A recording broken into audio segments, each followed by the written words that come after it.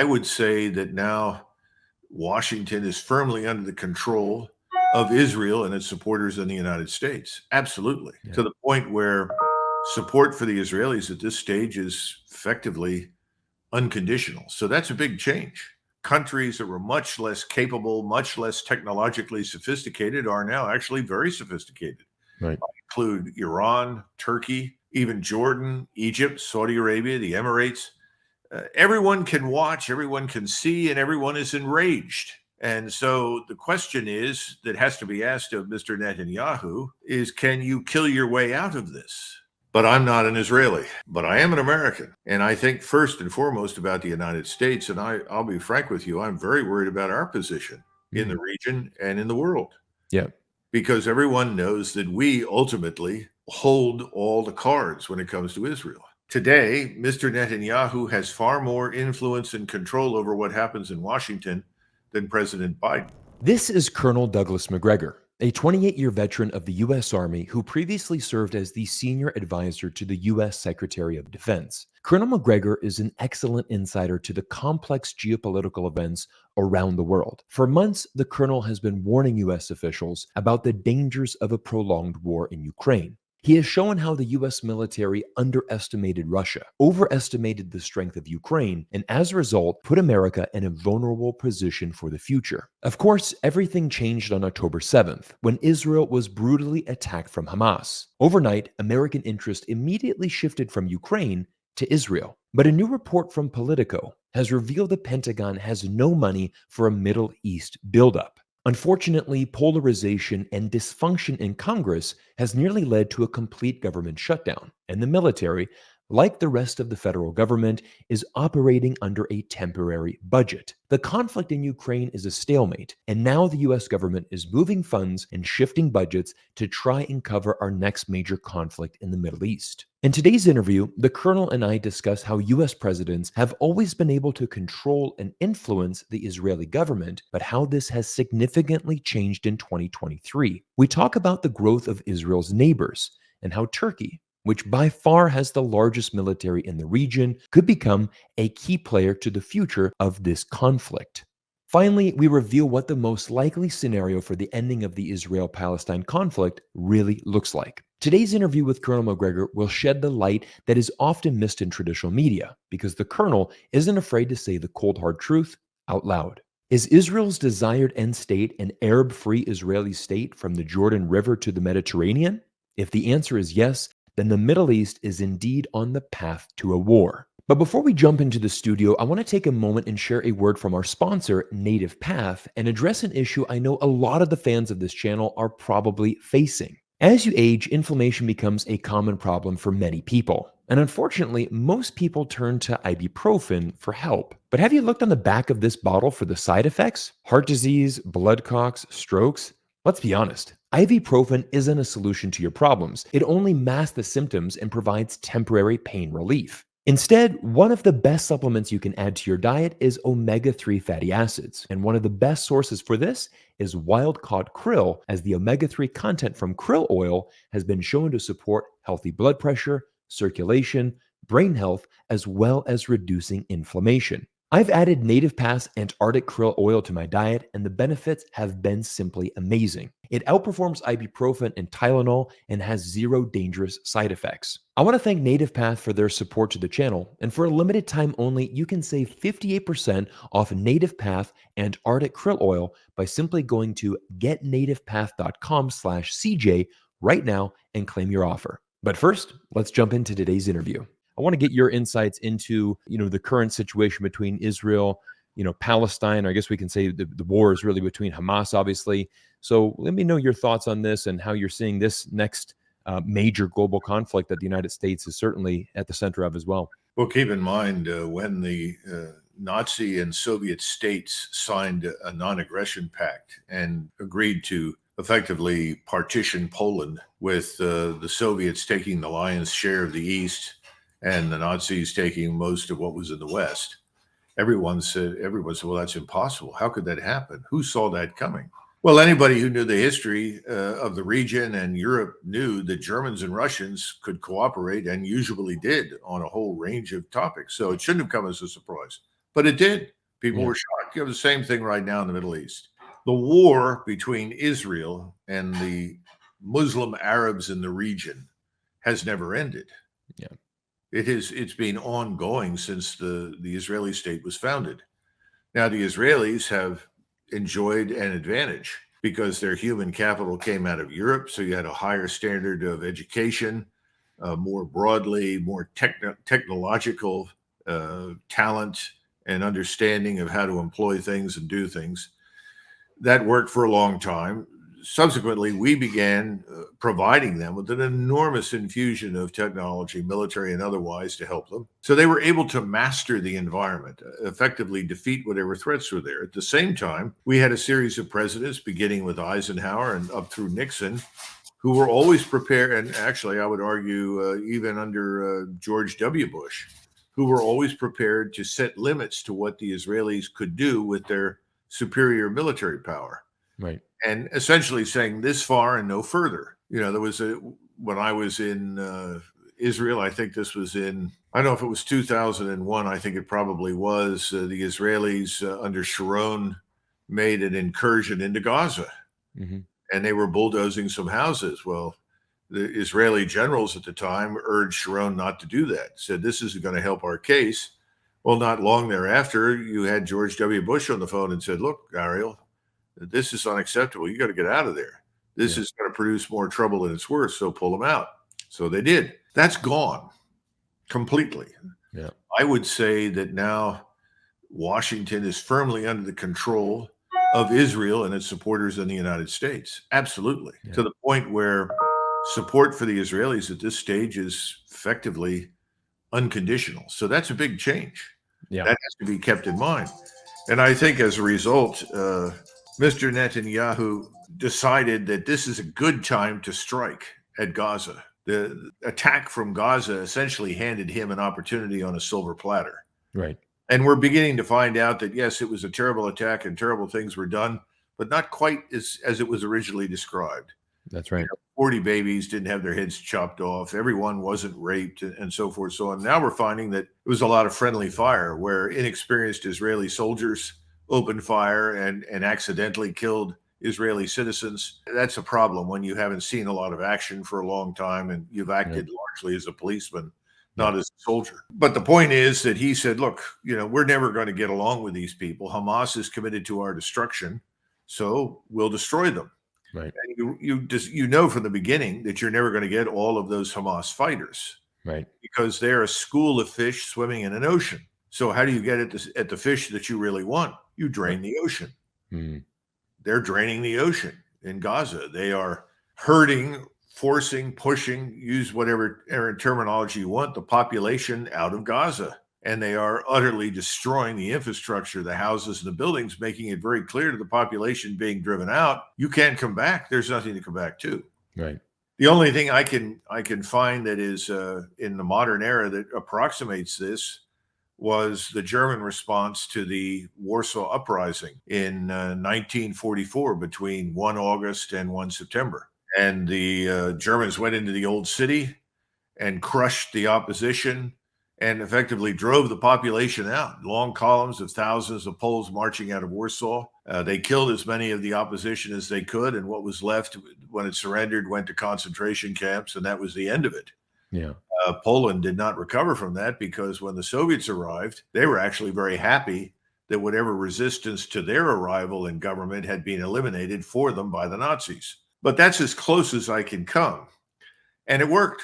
The Germans were successful. Now, it didn't do much for Germany. As I said, the principal beneficiaries were the communists. Now we're talking about something in Gaza, and the view in Israel is that the population is incorrigible. Yeah. We can't reform it. We can't change it. We can't improve it. It doesn't make any difference what we do.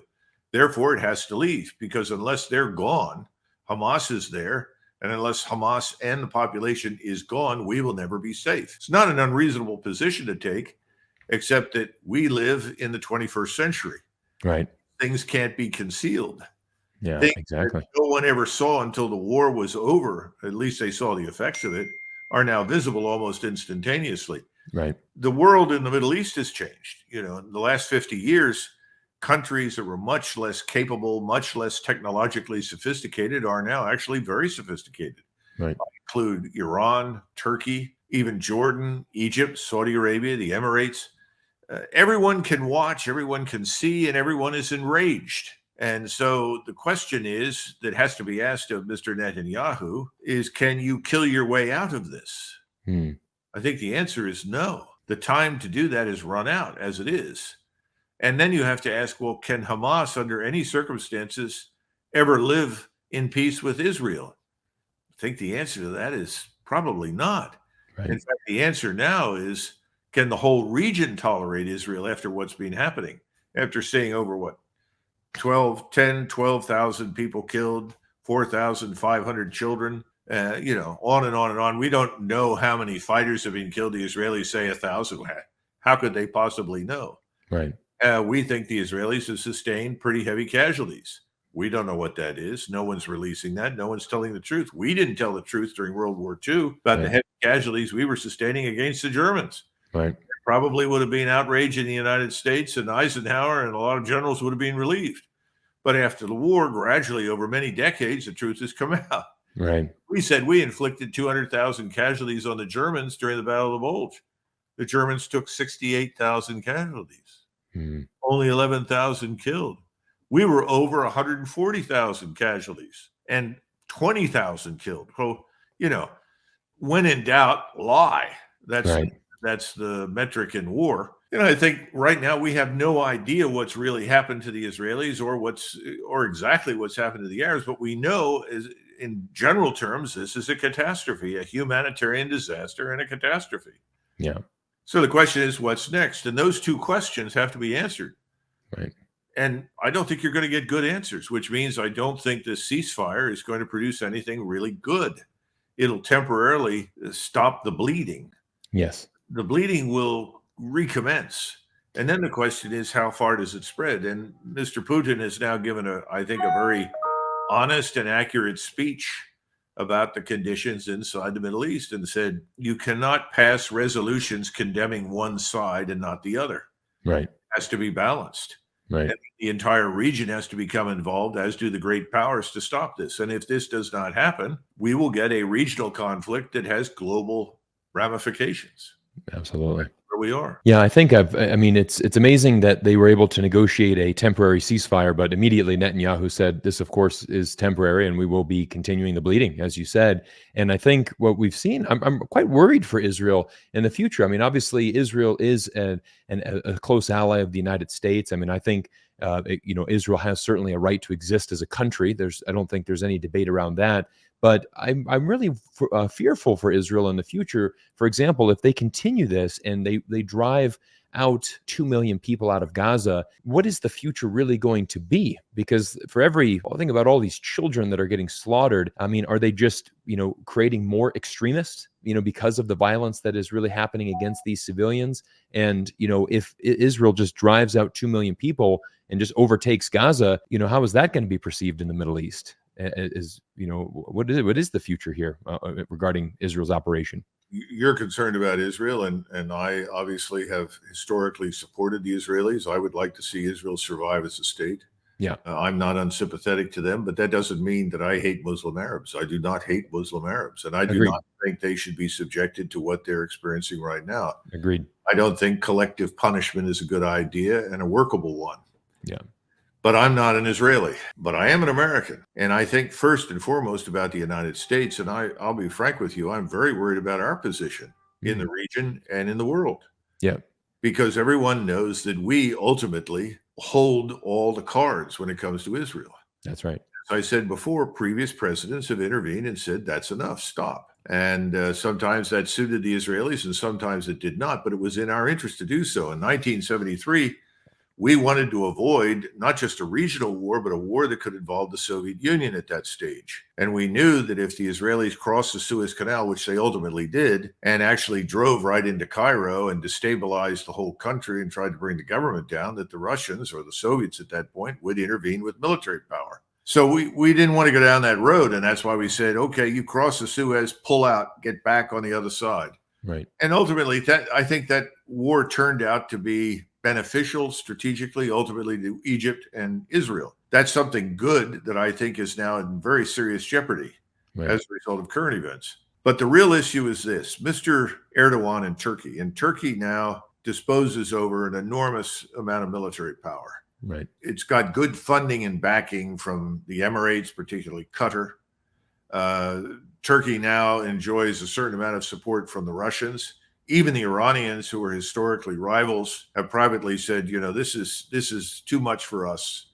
We are equally disgusted. And in other words, Sunni and Shia will bury the hatchet, and we will deal with this problem because we all must become involved. Right.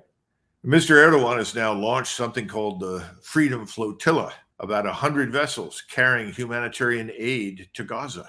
And they've left port, and they're now steaming in the direction of Gaza. It doesn't take very long to go from Turkey across the Mediterranean to reach Israel or Gaza. Right. Now, this is important because the last time the Turks tried something like this, a few years ago, they sent a freighter loaded with humanitarian aid. It was blocked by the Israelis, and the Israelis actually boarded the vessel, and 3 Turkish citizens were killed in the scuffle that ensued. That was a disaster. Right. And the Turks were enraged, but they restrained themselves. This time, I think Mr. Erdogan is sending that flotilla certainly to help the situation in Gaza. There's no doubt about that. Not so much to challenge the Israelis, because I think he knows what they will do. They will probably intervene to try and block its arrival.